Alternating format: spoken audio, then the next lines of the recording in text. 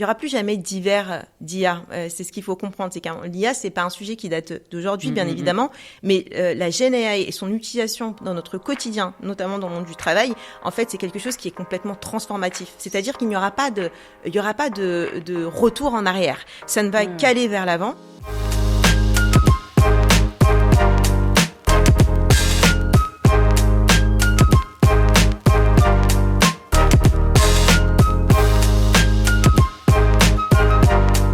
Bonjour à tous, bienvenue sur ce nouvel épisode du podcast AI Voices. Et messieurs, dames, aujourd'hui j'ai un peu les mains tremblotantes parce que j'ai accueilli une invitée qui est spéciale. Elle est fondatrice de Community, investor chez OpenAI, elle se bat pour la lutte pour les femmes.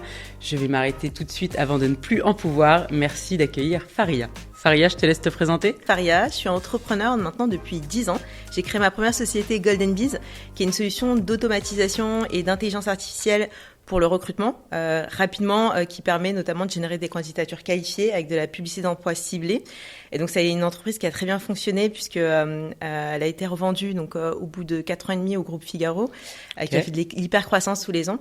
Donc, moi, j'ai tout de suite été passionnée par les sujets d'automatisation et d'IA et j'ai vu l'impact vraiment que ça peut avoir, notamment dans les grandes organisations. Je suis sortie en 2022 et j'ai créé ma société Community en 2023. Le sujet d'aujourd'hui, c'est de discuter des agents IA, voilà un peu du futur aussi de l'intelligence artificielle. Pour que nos auditeurs comprennent un peu, quelle est la différence pour toi entre un GPT et un assistant IA? Est-ce que pour toi c'est la même chose? Est-ce qu'il y a des similitudes, des choses un peu différentes? Est-ce que tu fais une différence déjà entre les deux? Aujourd'hui, il s'agit pas seulement d'avoir un agent, et d'ailleurs ChatGPT et tous les grands acteurs de la tech abordent le sujet en mode agent, c'est-à-dire avoir la capacité de traiter des tâches complexes pour répondre à des problématiques bien spécifiques des utilisateurs, qui ne consistent pas seulement à automatiser ou réaliser des micro-tâches faciles. Exemple, je veux faire du spam filter sur ma boîte mail. Ok, on sait le faire aujourd'hui. Je veux faire par exemple un tri, un classement de mes mails avec des labels spécifiques. On sait le faire.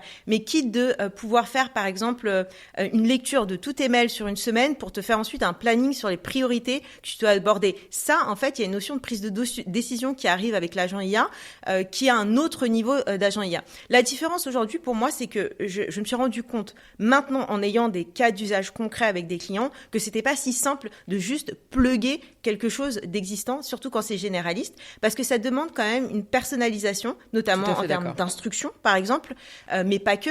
Il faut comprendre l'environnement, le métier d'une personne qui est vraiment différent d'une personne à l'autre. Est-ce que tu peux m'expliquer un peu ce que fait Community, ce que vous faites au quotidien et éventuellement des cas d'usage qui pourraient être intéressants? Community, c'est un agent IA for work, c'est comme ça que je le catégorise, et donc qui va s'adresser effectivement à des organisations et notamment les travailleurs du numérique. Pour aller plus loin que l'agent IA, c'est vraiment un système qui va permettre à des multiples agents de collaborer en temps réel ensemble en quelques microsecondes pour répondre à n'importe quelle requête que peut avoir un collaborateur pour pas seulement chercher des informations, mais consolider des informations à partir de multiples sources, trouver un expert en interne, produire des documents, etc. Et donc, on arrive vraiment sur le niveau d'agent d'IA qui traite des problématiques qui sont complexes et non plus simples, comme c'était le cas, c'est le cas aujourd'hui, comme c'était le cas il y a déjà quelques années. Pour notre cas d'usage, ce qu'on a compris, c'est que c'était une erreur d'être sur un positionnement qui est horizontal, qu'il fallait vraiment se verticaliser dans un premier temps. Nous, en l'occurrence, on aborde les sujets pour les entreprises qui sont dans le domaine du consulting, donc les consultants et les auditeurs, qui ont des traitements de volume de données qui sont conséquents, notamment des traitements texte, mais pas que, et qui ont besoin de travailler au quotidien avec ces outils-là. Et humainement, en réalité, ils peuvent pas exploiter tout le potentiel de leur contexte informationnel. C'est ce qu'on permet de faire avec l'agent IA. En gros, ce que tu peux faire en microsecondes avec un agent IA, tu peux pas le faire en microsecondes humainement parlant. Tu peux le faire en plusieurs heures. Et c'est vraiment la valeur qu'on apporte. C'est pour ça que le mode multi-agent, comme une équipe que tu as créée qui travaille ensemble en microsecondes pour se dire, OK, moi, je vais faire du retrieval. Moi, je vais comprendre le raisonnement d'un document. Moi, je vais faire le summary. Je trouve qu'il y a des modèles qui sont plus ou moins bons pour certains sujets. Il y a aussi une notion de capacité qui est intéressante en fonction des modèles. Je trouve que OpenAI, par exemple, pour faire du retrieval, est très limité. Et donc, nous, on a dû changer ça. Est-ce que tu peux expliquer pour ceux qui nous écoutent ce que c'est le retrieval? C'est de la récupération. Le RAG, c'est vraiment de la récupération, notamment dans des documents, mais pas que des documents texte, ça peut être des documents, toute forme de documents en réalité. et la récupération aujourd'hui ne suffit pas. Donc on récupère et ensuite on le présente au LLM qui va l'interpréter et puis le summariser et puis répondre à la requête. Ok, c'est bien, sauf que il y a une chose qui est importante quand tu lis un document, c'est de comprendre le contexte. Si tu récupères un texte et que tu un morceau de texte qui est très spécifique à ta requête, donc il y a une similarité qui fait que bon, ok, on est sur le bon sujet, mais que t'as pas compris le contexte du document. En fait, t'as une chance sur deux que le truc soit à côté de la plaque. Ouais. Donc ça, il faut vraiment creuser le sujet et développer des systèmes intelligents pour aller un peu plus loin. J'avais buildé aussi, tu vois, des assistants IA proposition commerciale, mais tu vois, même si je lui donne le transcript anonymisé de mon meeting, ça suffit pas, quoi. Il faut quand même faire une petite note vocale à côté en lui disant ok, le projet on va l'emmener là. Donc tu vois, c'est vraiment le côté humain quand même qui va faire la diff avec l'IA. Totalement. Parce que oui, il me fait ma proposition commerciale en un claquement de doigts, c'est sûr, mais c'est moi qui lui ai donné les insights. C'est moi qui vais dire ok, le projet on va le prendre comme ça, on va faire déjà cette première phase ou cette deuxième phase. Et au-delà du contexte qu'on peut donner à l'IA, effectivement, c'est surtout le contexte, la vision que nous on a, business, sales, marketing, peu importe, ou même sur d'autres sujets qui va être hyper important, quoi. Ouais, totalement. Et de toute façon, on est en train d'arriver sur des assistants IA très personnels parce qu'en fait, plus il aura d'informations sur toi, il va garder en mémoire des interactions, plus en fait la pertinence des informations va être intéressante. Aujourd'hui, si tu l'utilises comme ça de manière brute, je trouve qu'il y a un travail qui est énormissime d'interaction, d'alimentation, de correction pour avoir un truc qui est à peu près potable. Et en réalité, le travail qui a été fait par le LLM, il est pas tant de te fournir justement cette production de contenu, elle est de mieux l'écrire, peut-être le traduire, en fait de faire des tâches encore une fois qui sont entre guillemets simples. Mais dès lors qu'il s'agit de produire quelque chose brut, même pour écrire un poème, si tu donnes pas une idée, il peut t'en inventer, mais est-ce que ça reflète ce que tu as envie de dire ? Il faut que tu l'expliques, tu le drives, il faut que tu lui donnes le ton, il faut que tu lui donnes énormément d'informations. Et donc je pense que c'est quelque chose qui va clairement évoluer et qui est en train d'évoluer. Ouais. Comme je le disais, aujourd'hui sur ChatGPT, je trouve il répond vraiment pour se faire plaisir et ça me dérange. Mais en réalité, il a tellement gardé en mémoire les interactions que tu as eues qu'il est capable de te les remettre dans le contexte. Et ça, c'est formidable. Pour moi, le succès d'une solution, en tout cas d'un point de vue organisationnel, donc vraiment dans une organisation, ça demande quand même beaucoup d'aspects, qui est la construction d'une architecture, la capacité à faire de l'orchestration, d'avoir un produit, de trouver justement les bons LLM pour chacun des agents, des sous-agents qui vont collaborer ensemble pour exécuter une tâche qui est en l'occurrence une tâche qui est complexe. C'est ensuite la maintenance, c'est suivre les évolutions. Pour une entreprise, de le faire soi-même, c'est possible, mais pour moi, il faut qu'il y ait une certaine maturité, un niveau de ressources qui est relativement important. C'est là où c'est intéressant de se dire, et sans parler des sujets de sécurité, comment sont traitées ces informations, comment sont stockées les données, comment sont faites les intégrations. Clairement. L'intégration d'un IA dans tout un workflow d'entreprise sur différents métiers, c'est aussi quelque chose qui est complexe. C'est là où c'est intéressant de se dire, ok, je peux plugger du ChatGPT, ou alors je peux prendre des solutions qui sont plug and play pour moi, qui font tout le travail pour moi, mais qui répondent à toute cette complexité. Et c'est là où des acteurs comme Community font, je trouve, sens pour les organisations. C'est la partie process, en fait. Je pense que c'est ça le plus grand mal des entreprises aujourd'hui. Et je m'en suis rendu compte. En fait, l'idée, c'est pas juste de délivrer une solution comme ça, qui va pouvoir être efficace. C'est aussi, vraiment définir tout le process pour que ça soit fluide, que ça soit bien intégré dans l'entreprise, que ça soit, même si ça évolue naturellement. Et j'imagine que Community va pouvoir évoluer avec les utilisateurs.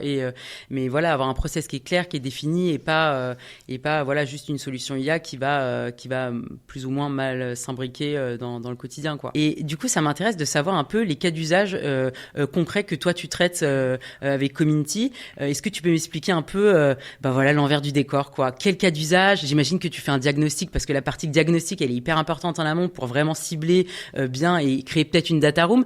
Comment ça se passe quand tu commences et quels cas d'usage sont les plus importants les plus récurrents que tu traites? Le vrai travail des acteurs comme Community, c'est d'aller beaucoup plus loin que ce qui existe. Par exemple, tu parlais de multi-assistants, c'est intéressant. Mais ce qui est intéressant, c'est comment les faire collaborer ensemble pour pouvoir produire une tâche ou exécuter une tâche en quelques microsecondes en utilisant la puissance de plusieurs assistants qui sont, eux, construit pour justement réaliser quelque chose. Par exemple, sur le RAG, aujourd'hui, on se dit on peut faire de l'extraction et puis ensuite en ressortir un résumé. C'est un peu plus complexe que ça. Quand tu as des centaines et de milliers de documents, en fait, il faut se dire que le nombre de tokens pour lire le contexte Windows est déjà limité. Comment tu fais pour exploiter un maximum de documents? Est-ce qu'il a compris le contexte du document? Donc, tu vois, c'est là où on arrive par exemple dans du RAG contextuel. Et en tout ça, tu peux pas le comprendre si t'as pas créé un cas d'usage concret avec tes clients. Donc moi, typiquement, ce qu'on a d'abord travaillé, ce que je crois, c'est qu'il faut faire à fond quelque chose de parfaitement bien et ensuite ajouter des features, etc. Mais sur ce point-là, pour moi, il y a personne qui a vraiment craqué le sujet. Quand je vais voir des consultants qui traitent des centaines de milliers de documents, qui tous les jours ont besoin d'avoir des réponses super précises, parfois d'avoir plusieurs références pour valider une réponse, comprendre des termes legal, etc. Même si c'est entraîné déjà sur des datasets énormes, les LLM l'ont déjà fait, d'avoir en fait des datasets qui sont spécifiques au métier, fait que tu peux fine-tuner, tu peux améliorer encore plus la façon dont la réponse est générée et qui soit complètement à l'image de l'utilisateur. Surtout sujet hyper stratégique. Très stratégique. Tu vois, la partie légale, je pense que effectivement, il nécessite du contexte, mais c'est assez stratégique, je pense, à développer. Ouais. Par exemple, on travaille avec des auditeurs dans le domaine legal notarial, donc c'est encore très spécifique. Et en fait, ils ont besoin d'un niveau d'exhaustivité que les LLM généralistes ne leur permettent pas d'avoir. Donc ça, il faut pouvoir le travailler. L'exhaustivité, elle n'est pas simplement dans le contenu qui est produit, la réponse qui est produite, elle est sur les sources qui sont utilisées. Ces sources doivent pouvoir être identifiables, consultables pour vérifier la fiabilité. C'est des domaines dans lesquels c'est toujours la vérification, la double vérification, voire la triple vérification qui prime. Un peu comme Perplexity où tu peux, au sein de Community, regarder les sources, avoir accès à l'information importante dans le document qui a été choisi. Comment ça se passe pour valider les éléments et vérifier les sources? Exactement, c'est la logique comme Perplexity, mais dans l'environnement contextuel de l'entreprise. Ouais, donc, sûr. On a accès à toutes les sources à chaque fois qu'une réponse est générée. Pour moi, c'était fondamental parce que pour moi, dans un process de recherche ou d'exécution de tâches, c'est très important de savoir d'où ça vient. Je suis entièrement d'accord C'est avec fondamental. Donc, nous, ce qui est canon, c'est qu'on a sur la partie documents, donc à chaque fois que les réponses sont générées, tu as des pictos avec les références de documents sur lesquels tu peux cliquer, tu peux y accéder. On a même ajouté une feature, ce qui consiste à aller avoir des documents qui sont reliés à ta requête, mais qui n'ont pas été utilisés pour fournir la réponse. Très important pour aller enrichir finalement ton process de recherche d'informations. Lorsque tu cherches un expert interne, parce que c'est quelque chose auquel je tiens, de se dire qu'aujourd'hui l'information elle est pas uniquement explicite, elle est aussi tacite, d'identifier le bon expert en ayant un profil qui a été construit par l'IA à partir d'informations publiques ou privées de l'entreprise, c'est hyper important. Tu as le profil, tu consultes le profil, tu vois si tu peux faire un échange avec la personne. Et on a aussi la partie web source qui est exactement comme Perplexity pour le coup, où à chaque fois que les réponses sont générées, elles sont générées avec des sources. Et voilà, ça c'est 3 tools différents que un des agents justement va pouvoir appeler au moment de la requête, une fois qu'il l'a compris. Je vois, il y a beaucoup de boîtes où en fait l'information elle est détenue par une personne ou 2 personnes et c'est assez compliqué. Tu vois, ils sont toujours en train de demander à Jean-Michel ou Jean-Jacques, tu vois, d'avoir la réponse alors qu'il est en congé.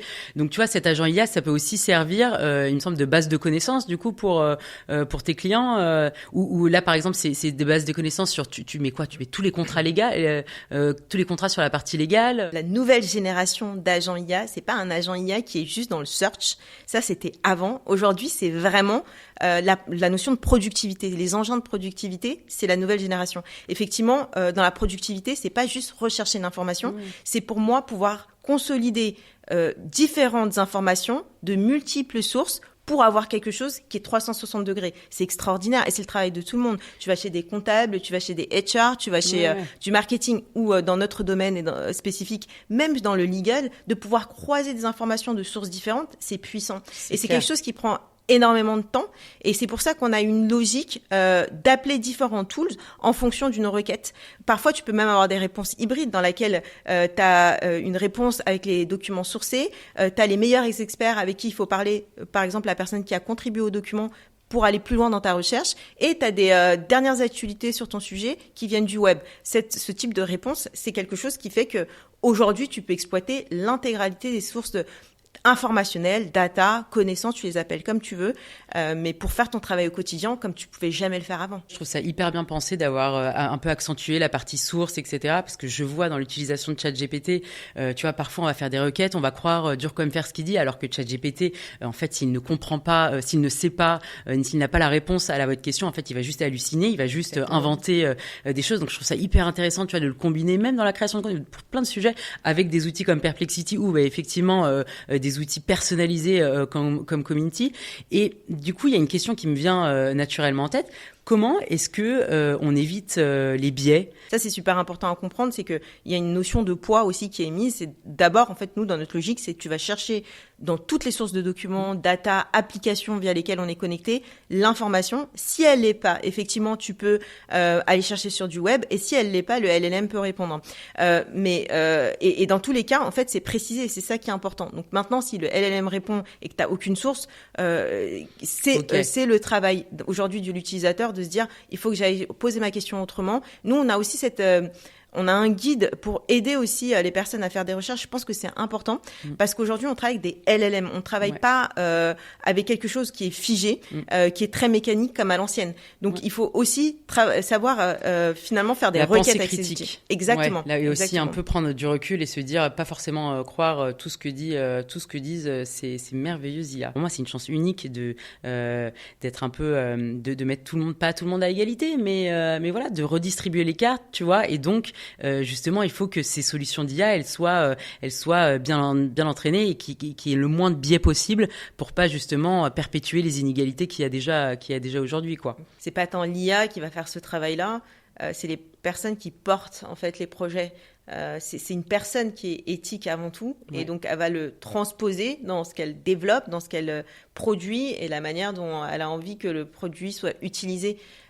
Et c'est important, c'est pour ça que c'est important que sur toute la chaîne de valeur, il y ait une diversité des profils, parce que, encore une fois, je pense que c'est pas un manque de volonté de la part des hommes qui sont en majorité sur ces sujets-là aujourd'hui.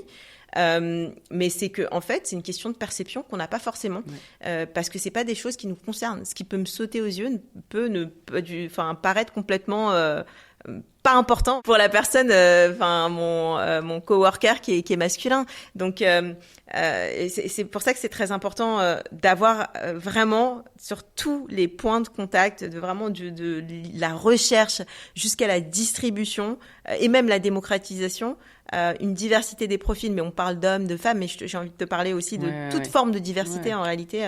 C'est fondamental, ouais. Alors, surtout qu'effectivement, ce système d'éthique, il repose plutôt sur des valeurs. Quelles sont nos valeurs à chacun d'entre nous? Quelles sont nos valeurs à chacun d'entre nous, et surtout, l'éthique va pas être la même, perçue de la même manière, que ce soit en France, que ce soit à l'étranger, que ce soit de point de vue de telle ou telle personne. Donc, je suis entièrement d'accord. Avoir une diversité de parties prenantes, même pour développer des solutions comme Community, ça doit être, c'est the thing to do, comme on dit. Tu vois, il y a quelque chose qui m'a beaucoup plu chez toi, c'est que tu insistes sur le côté aussi éthique. Je pense que tu es sensible aussi sur le volet confidentialité des données. Alors moi, je te le dis direct, j'ai fait un parcours dans la cyber, donc je suis une grosse psycho à ce niveau-là. Qu'est-ce que tu penses peut-être de justement en travaillant sur ces agents IA-là qu'est-ce que tu penses de la sécurité globalement dans les LLM? Bon, je pense qu'on est là à diaboliser un peu mais bon, je dirais que l'humain, doit être un peu rempart entre guillemets à mes yeux sur la partie sécurité. Qu'est-ce que tu penses de ça, et comment chez Community du coup vous arrivez un peu à garantir cette confidentialité qui est à mon sens le sujet le plus crucial aujourd'hui pour actuel et à venir, quoi. En réalité, on ne peut pas exister en tant que LLM, en tant que plateforme du numérique de manière globale, sans prendre le sujet de la sécurité à bras-le-corps, et ça c'est évident. Et donc pour répondre à ça, d'abord, si on prend d'un point de vue légal, en fait il n'y a aucune plateforme qui n'est pas cadrée sur ces sujets-là. Sur la protection des données informationnelles d'une organisation par exemple, tout est absolument cadré de manière hyper carrée, et voire mieux que n'importe qui d'autre. Maintenant, il n'y a jamais zéro risque, c'est-à-dire qu'il y a toujours des leaks, il y a toujours des failles de système de sécurité, mais encore une fois, je pense qu'il y a des vrais efforts de la part des géants de la tech pour essayer de capter ça.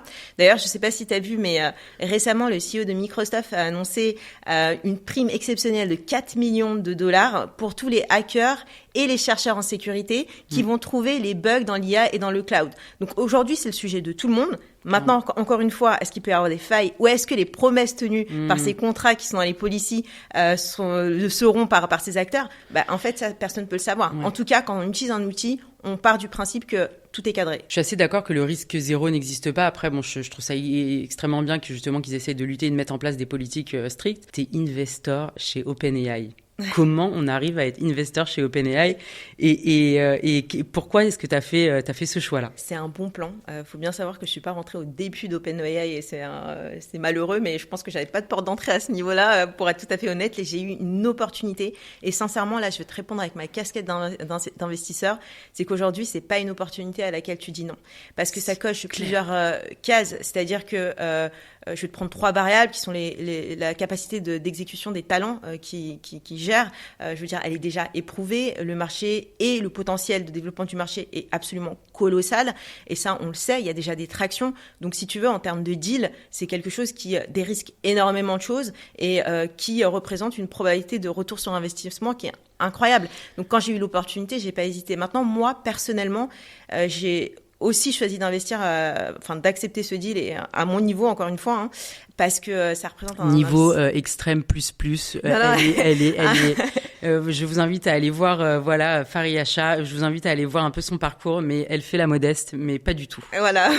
En tout cas, en termes de montant investi, ça reste un niveau qui est à mon niveau. Et c'était aussi stratégique, c'est-à-dire que moi, je suis utilisatrice personnellement, mais aussi dans le produit Community. Je n'utilise pas que OpenAI, que leurs produits. J'utilise tous les LLM du marché.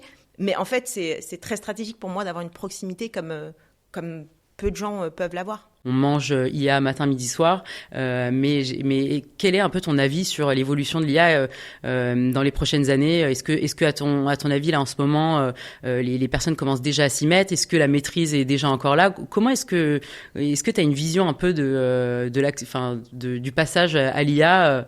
Où est-ce qu'on en est à peu près et où est-ce qu'on va aller plus tard? Ça répond à une frustration qui est énormissime, c'est on n'a jamais eu autant de données dans notre vie. On n'a jamais eu, et on est une société globalement très pragmatique, c'est-à-dire qu'on ne marche qu'aux données, aux insights.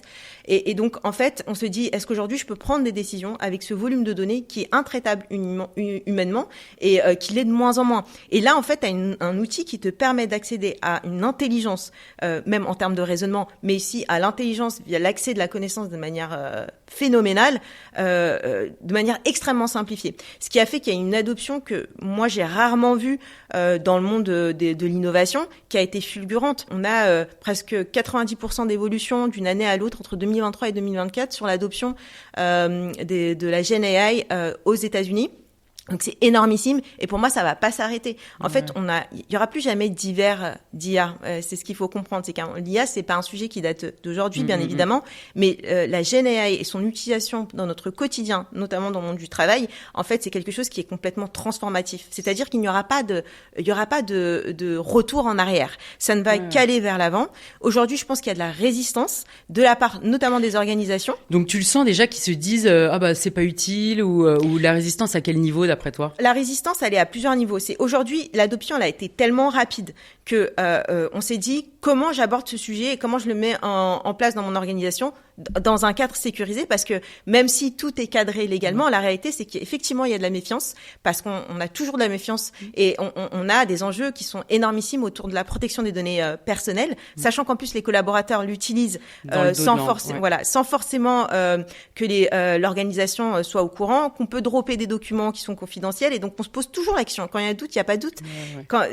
Qu'est-ce que va devenir ces informations-là? Donc en fait, je sais qu'il y a des organisations qui ont notamment empêché l'utilisation de ChatGPT à l'intérieur des organisations. Il y a une étude de McKinsey qui était intéressante, qui démontrait qu'il y avait même des entreprises qui avaient eu des externalités négatives face à ces utilisations, avec des leaks de données, des failles de sécurité, etc.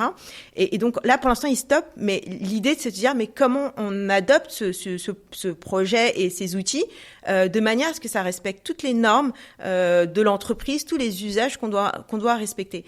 Je pense qu'il n'y a aucune entreprise aujourd'hui moderne qui est dans le milieu du numérique qui n'envisage pas la solution. Il y a pour moi des early adopters, et c'est avec eux qu'on parle aujourd'hui, qui sont déjà sur comment on fait et avec qui on travaille pour le faire. On voit aussi l'émergence de copilotes qui prend facilement, parce qu'en fait, en termes d'adoption, c'est très rapide, c'est un clic. En revanche, je vois, moi, les limites de ces usages-là. C'est-à-dire que est-ce qu'ils peuvent répondre à toutes les problématiques et aux tâches complexes dont on parlait notamment. Tâches complexes, je te donne un exemple. Quand tu es dans le legal, t'as pas simplement envie d'avoir un résumé qui est fait par ton LLM.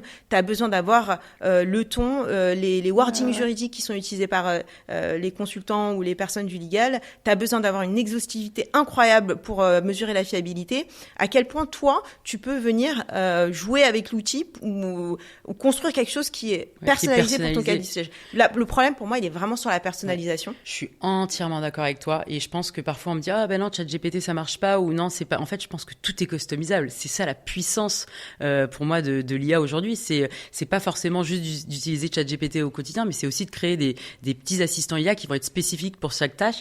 Et c'est vrai que ça me fait sourire ce que tu dis, parce que je suis d'accord qu'il y a parfois des réticences, etc. Et donc ce que j'ai tendance à dire, c'est ok, on va pas installer le mastodonte tout de suite, tu vois. Je pense que c'est pas forcément utile, mais commencer cas d'usage par cas d'usage. Et tu vois, je sais que quand le jour où j'ai ouvert ChatGPT, moi c'était la fin pour moi. Hein, je suis pas sortie de chez moi pendant je sais pas combien de temps. Tu vois, j'ai commencé à créer plein d'assistants IA. Tu vois, un pour les newsletters, un pour la prise de décision, un pour les posts sur les réseaux sociaux, un pour Elon Musk, tu vois, qui traduit un peu, enfin qui essaye de trouver des leaders inspirants et d'essayer de transcrire un peu sa pensée sans bien évidemment être lui-même donc un advisor éthique, tu vois, voilà, plein de petits cas d'usage, et je pense que c'est vraiment avec ça où les parties prenantes voilà, quand ils ont des outils vraiment concrets et personnalisés entre leurs mains, là le résultat il est game changer, et on voit rapidement le gain de temps. Et dis-moi, moi je comprends pas cette peur. Bon, je comprends pas à moitié cette peur autour de l'IA, tu vois, où on a peur que voilà, l'IA va remplacer l'ensemble des jobs de la Terre, on va tous mourir, etc. C'est un peu parfois, tu vois, ce que je vois d'extérieur. Moi, parfois, je me dis, mais l'IA, c'est génial, quoi. Question de productivité, question de gain de temps, Qu'est-ce que tu penses de voilà, l'évolution du monde, là, dans les 5-10 prochaines années? Bon, je me doute bien que t'es pas voyante, mais je pense que tu dois avoir une très bonne, voilà, un peu vision, quand même, maîtrise de ces sujets-là. Qu'est-ce que tu penses de l'IA? Et bon, j'imagine que t'es passionné comme moi. Qu'est-ce que tu penses de l'avenir de l'IA? Aujourd'hui, la question qui se pose, c'est quel est le rôle du travail dans nos sociétés? Parce qu'effectivement, c'est pas une question que ça va remplacer.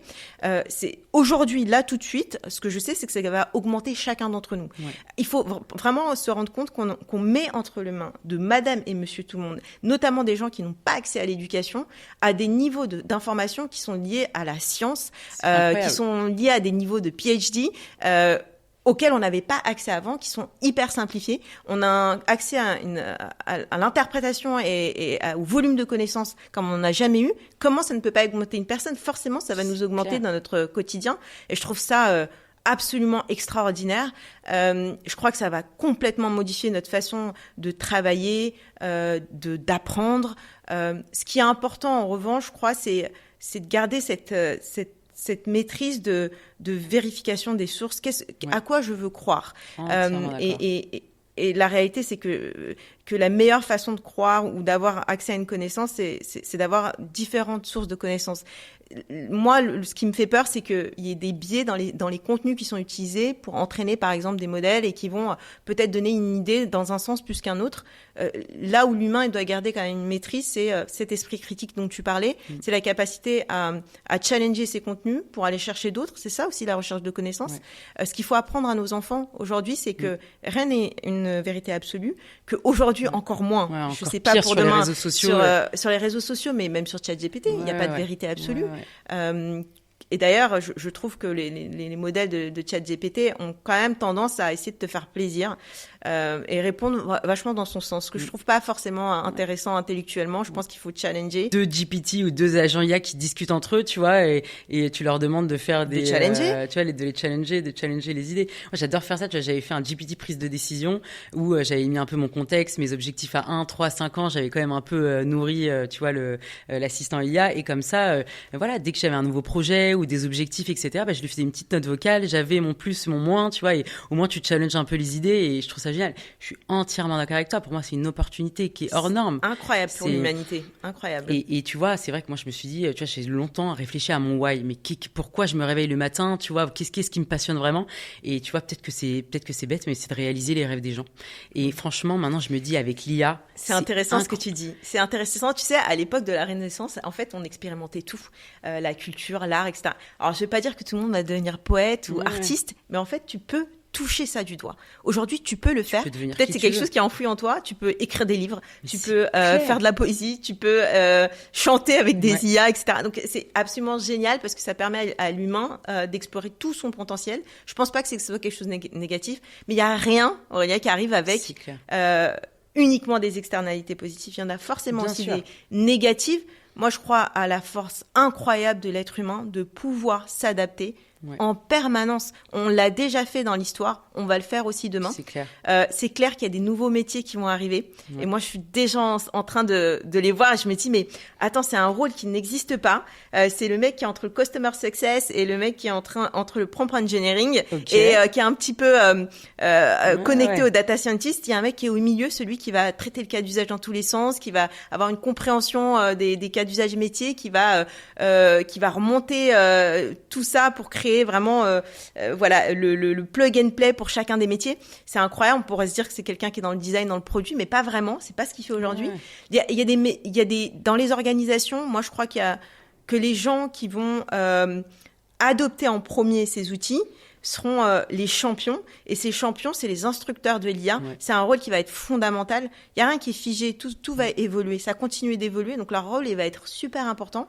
Maintenant, il faut aussi se dire les choses. Il y a des métiers qui nécessitent de faire des tâches chronophages continuelles et sans valeur ajoutée qui n'auront pas lieu d'être. Et moi, je pense qu'il faut penser à ces tafs qui sont souvent des travaux d'assistants. Qu'est-ce qu'on en fait? Ceux qui le font et qui ont déjà poste de responsabilité, en fait, vont s'en libérer. Ça va être extraordinaire. Ceux qui ne font que ça, la question, c'est de savoir de quoi on a besoin aujourd'hui. Tout le monde peut créer des projets de A à Z avec l'IA et en se demandant peut-être des questions toutes simples, mais qu'est-ce que j'aime faire dans la vie, dans quoi je suis bon, combien de temps je veux travailler sur le projet, quel est le budget entre guillemets que je vais avoir par mois et à qui je m'adresse. Là déjà avec cette question, on peut lancer un business et de faire des choses super. Donc même, je pense que c'est même aussi peut-être ces gens-là qui vont se dire, peut-être en travaillant avec l'IA, en ayant les bons outils, tu vois, qui vont se dire, ok, peut-être que j'ai pas l'opportunité d'avoir mon job aujourd'hui, mais peut-être que j'ai l'opportunité d'en créer un qui me correspond, tu vois, un qui partage, qui je suis, mes passions, ma vision et se lancer comme ça. Je pense qu'on est peu de femmes dans la tech. Je pense qu'il y a cette peur, tu sais, il y a cette peur de se lancer, cette peur d'échouer, cette peur de penser qu'on n'est pas à la hauteur, cette peur de se dire, ok, mais bon, je dois peut-être éduquer des enfants, élever des enfants, donc c'est pas pour moi l'entrepreneuriat. Je suis entièrement convaincue que l'entrepreneuriat c'est fait pour les femmes et d'autant plus, franchement. Et je sais que toi, c'est une thématique qui te tient à cœur. Je sais que tu t'investis aussi sur ça. Est-ce que tu peux nous parler un peu des actions que tu mènes, que ce soit sur l'ONU, que ce soit en général. Est-ce que tu peux me dire qu'est-ce que tu dirais déjà à ces femmes-là et quelles actions toi tu mènes au quotidien? Toutes les croyances qu'elles peuvent avoir peuvent être dépassées. Ça, c'est la première chose. C'est vraiment une question de croyance, parce qu'une fois que tu mets les pieds dedans, tu te dis effectivement, c'est fait pour moi. C'est incroyable, mais déjà tout le monde a sa place. Et en plus, on est les femmes et les hommes, on est créateurs de valeur. Si 50% de la population ne s'implique pas sur les sujets de création de valeur pour la société, de créer aussi de la valeur, mais sur l'emploi, sur les solutions qu'on va aborder, parce que parfois il y a des sujets que nous on perçoit ou des problématiques qu'on perçoit que par exemple les hommes ne perçoivent pas, et c'est important que les femmes puissent venir régler ce problème pour les communautés qu'elles représentent aussi, mais pas que. En fait, c'est un manque à gagner d'avoir 50% de la population qui ne s'implique pas sur des sujets aussi importants que l'entrepreneuriat, mais aussi des nouvelles technologies. Les nouvelles technologies, ça façonne toute notre vie et ça va façonner la vie du boulanger aussi. C'est pas aujourd'hui ça va complètement transformer notre vie comme ça a été le cas pour Internet. Aujourd'hui c'est inconcevable de ne pas travailler avec les outils du numérique. Tout le monde a un outil numérique, tout le monde est data driven. Donc c'est fondamental pour moi que toutes les catégories de personnes soient représentées dans ces métiers-là. Qu'est-ce que vous arrivez à mettre en place Alors c'est extraordinaire. Et si tu as besoin d'aide, je peux t'aider. Ouais, avec plaisir. l'ONU Femmes France, c'est bien sûr, c'est des actions qui sont menées en faveur des femmes, l'émancipation des femmes au niveau économique, mais pas que. C'est malheureusement, avant ça, il y a aussi des sujets de défendre des droits fondamentaux, au fait, pour les femmes, de les protéger, parce que dans certains cas de figure, dans certains pays, ce sont encore malheureusement des victimes et des proies. Donc il y a en fonction des zones géographiques, et même dans nos sociétés aujourd'hui, il y a déjà des choses assez fondamentales à régler. Mais le sujet de l'émancipation, de justement démocratiser l'accès des femmes dans les nouvelles technologies, c'est quelque chose qui est beaucoup abordé par ONU Femmes de manière globale au niveau international. On a tout à fait conscience de l'importance des femmes aussi dans les sujets d'IA, que ce soit sur la phase de développement pur, parce que justement, elles vont avoir cette perception, elles vont avoir ces logiques avec leur mindset qui vont venir impacter les outils qui vont être développés, mais aussi sur la direction de ces projets-là qui vont être mieux distribués. Et justement, notre rôle, c'est aussi d'être garante de savoir est-ce que ces outils sont sans biais, s'ils respectent un certain nombre d'éthiques, etc. Peut-être qu'en fait, juste pour une question de perception, en fonction du genre, on ne le voit pas. Donc ça, c'est très important. Moi, aujourd'hui, je suis au bord de ONU Femmes France. Donc, mon rôle, c'est de voter. Je suis en train d'applaudir pour ceux qui m'entendent, mais voilà. C'est une opportunité magnifique qui est venue à moi et je me suis dit, je vais la saisir. Avoir un droit de vote, c'est fondamental. Ça veut dire que tu as une influence sur ce qui est décidé.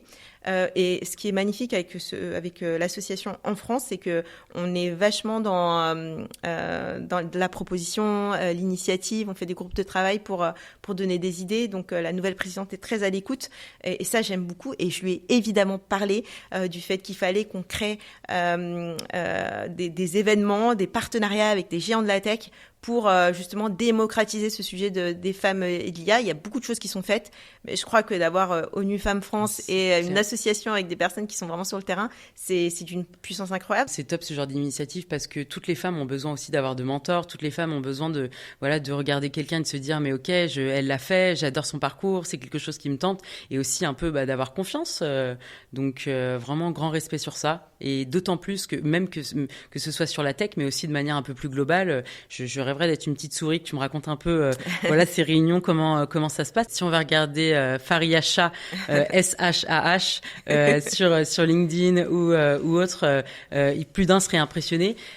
Quel est le message que tu donnerais aux personnes qui travaillent dans l'IA, aux passionnés, toi qui as eu quand même pas mal d'aventures entrepreneuriales, quel est le message que tu veux laisser à nos auditeurs? Écoute, moi j'ai un learning là depuis 10 ans que je suis dans la tech et les sujets de la technologie, maintenant dans l'IA, c'est miser sur la qualité. La qualité avant le speed, avant la quantité, mais dans tous les aspects de sa vie en fait, même pas que dans le travail, les qualités d'interaction qu'on peut avoir avec les gens. Et ça veut dire choisir où est-ce qu'on investit, et là je reprends la casquette d'investisseur, mais on investit en termes de ressources et de temps. Pour des choses qui peuvent vous apporter de la valeur et dans tout, même à titre personnel. Donc, concernant l'IA, ce que j'ai compris, c'est qu'aujourd'hui, encore une fois, il suffit pas de prendre l'existant et d'essayer de l'intégrer comme un bouton dans son entreprise. C'est bien plus compliqué que ça. La qualité, elle consiste d'aller vraiment deep dans les cas d'usage et de réussir à construire une architecture qui puisse être scalable tout en respectant les besoins de personnalisation que peuvent avoir les organisations. C'est ça qui va être game changer aujourd'hui. Dès lors que vous allez aller dans des niveaux de complexité, et on parlait du nouveau mode d'agent IA qui va être traité des tâches complexes, qui va par exemple avoir une notion de prise de décision pour vous, là, on passe à un autre niveau. Ouais. Je crois qu'il faut vraiment miser sur la qualité des des personnes qui ont la connaissance, des consultants, des gens qui connaissent le sujet, de ceux qui peuvent vous accompagner, des experts sur le sujet. Parce que sinon, ça peut devenir compliqué. C'est des ressources que vous allez mettre dans quelque chose qui va pas vous délivrer de la qualité, qui va vous faire perdre du temps et de l'argent. Donc, où est-ce qu'on met nos ressources pour avoir quelque chose de qualitatif? C'est fondamental. Et puis, de manière générale, ce que j'ai envie de dire, c'est que la qualité, c'est aussi dans les interactions qu'on a avec les uns, avec les autres, qui sont fondamentales parce que l'humain reste quand même dans tout ça super important. Et d'autant plus à l'ère de l'IA. Moi, j'ai l'intime conviction que à l'ère de l'IA, il y aura d'autant plus besoin d'humains. Et aujourd'hui, c'est ça qui fait la différence. Et je suis convaincue qu'aussi les gens achètent des gens. Tu vois. Et donc quand t'as quelqu'un en face de toi, voilà, qui est fiable ou voilà que tu sens bien, bah ça va être naturellement, tu vas te tourner aussi vers cette personne parce que t'as confiance. Et d'autant plus à l'ère de l'IA, quand on construit des outils comme ça. La confiance, elle n'a pas de prix. Écoute, moi, je suis trop contente. Déjà un peu d'avoir un peu eu ton avis, voilà, sur les agents IA, sur ton travail au quotidien. Je suis entièrement d'accord avec toi que voilà, autant se focus sur un sujet, mais j'ai déjà 1001 cas d'usage si tu veux. Je pense que tu dois en avoir pas mal aussi en tête pour les futurs agents IA. Je pense que tu as encore plein de choses à partager et j'ai hâte de continuer à suivre ton actu parce que je la suis déjà. Où est-ce que nos internautes peuvent continuer, bah voilà, à un peu avoir de tes nouvelles, de suivre l'actualité et d'avoir des nouvelles de toi et de Community? Bah écoute, sur LinkedIn, on est très actifs, on partage pas mal de nouvelles choses, les nouvelles features, les avancées au niveau de l'entreprise. Donc n'hésitez pas à suivre Community sur LinkedIn et me suivre aussi sur LinkedIn. Je te remercie 1000 fois d'être venu un peu nous parler de ton parcours de Community et voilà, je te souhaite juste le meilleur, mais je pense que le meilleur est déjà dans tes mains et dans le futur pour toi. Donc voilà, all the best. Merci beaucoup. Avec plaisir.